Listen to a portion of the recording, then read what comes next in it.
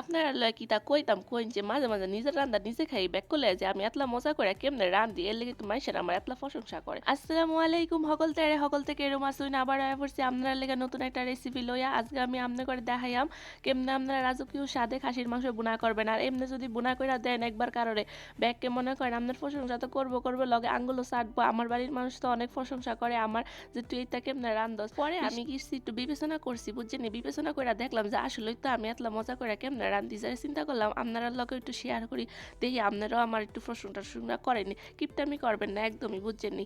প্রশংসা করা ভালো জিনিস বুঝছেন, ভালো জিনিসের প্রশংসা করতে হয়। তো এই তো আমি পড়ছি এনে রান্নার মধ্যে রান্নাতে আমি এনে মাংসটার আগে থাকতেই বালাতে দুইয়া টিয়া লইছি, এরপরে এনে দিয়ে দিলাম আমি পেঁয়াজটা আমি একটু মোটা করে কাটছি। আর যেহেতু বুনা করাম এলাকা পেঁয়াজের পরিমাণটা একটু বেশি দিছি। তারপরে দিয়ে দিতেছি আমি একটা বড় সাইজের ইন্ডিয়ান রসুন কোয়াশ মানে খোসা সহ আর কি।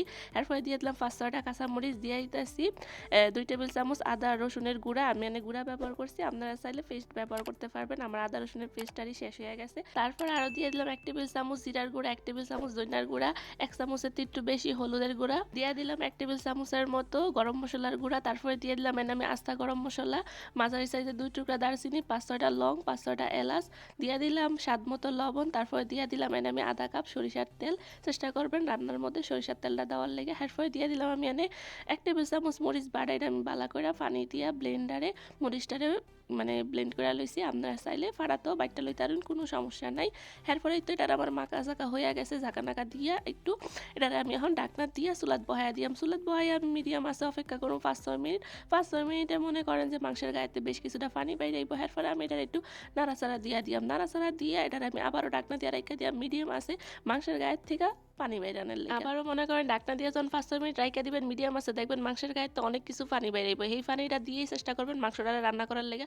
তো এই তো এটারে আমি আবার একটু ঝাঁকা নাকা দিয়া লাড়াচাড়া দিয়া লইতাছি। তা আমি এটারে আবারও সমানভাবে মাংসটারে সুন্দরভাবে যাতে সিদ্ধ হয়, তো এটারে আমি এই মাংসের পানিটা দিয়ে মাংসটা রান্না করাম রাইখা আইতাছি, ডাকনা দিয়ে আইতাছি পুরাপুরি রান্না দেওয়ার পর।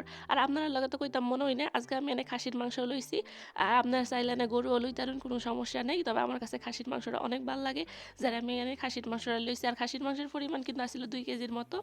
আর এই তো আমি ফেললাম পুরাপুরি রান্না হওয়ার পরে। এখন আমি এটারে আবার একটু ঝাঁকা নাকা দিয়া আমি এটারে দিয়ে দিতেছি 1 চামচ গরম মশলার গুঁড়া, 1 চামচ জিরার গুঁড়া, যেটা আমরা বাঙালিরা নামানোর আগে মাংসটা রান্না হয়ে গেলে নামানির আগে আর কি যেটা মশলা দিউন লাগে সেটা দিয়া যেটারি নামাই। তো এটার আমি আবার একটু ঝাঁকা নাকা গুঁড়ুনি দিয়া 5-6টা কাঁচামরিচ দিয়ে দিতেছি, দিয়ে এটার আমি আরও 5-6 মিনিট রাইখা দিমু তেলটা উপরে বাসনের লেগে। আর এই তো দেখুন আমার তৈরি হয়ে গেছে মজাদার রাজকীয় স্বাদে খাসির মাংস বুনা। আমি জানি আপনার মুখদা লোল ফটতাছে, কিছু করার নাই, কারণ আপনার বাড়ির ঠিকানা তো আর আমি জানি না, আপনার বাড়িতে কেমনে দিয়ে আইতাম।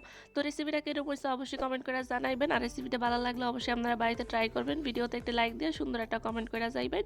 তো আজকের মধ্যে বিদায় নিতেছি, অনেক বেশি ভালো থাকবেন, আল্লাহ হাফেজ।